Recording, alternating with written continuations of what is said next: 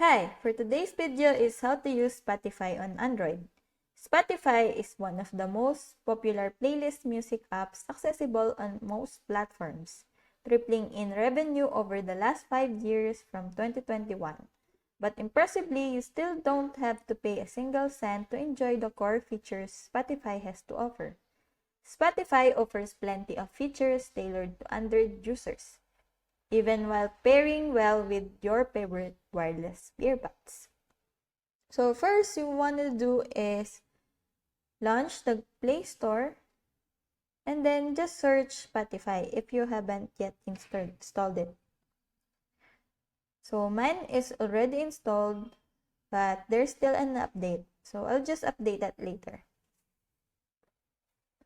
Now, launch the Spotify app and you must select a sign-in method or login to continue using the app. Just tap the sign up for free and you just need to follow the instructions on how to set up new account on Spotify. So after creating an account, you can select and choose your favorite artist, then use the search function to find artists.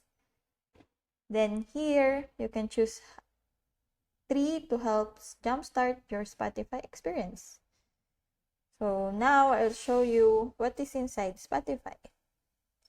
You can, here on home page are the playlists that is the one that I wanted. We have here also your library.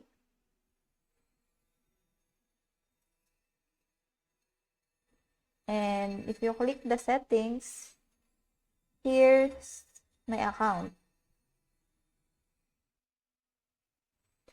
You can also search for your music that you want to play to. So that's it. I hope that this video helps. If you have any questions or comments, kindly put it in the comment section below. And if not, don't forget to subscribe and like. Thanks!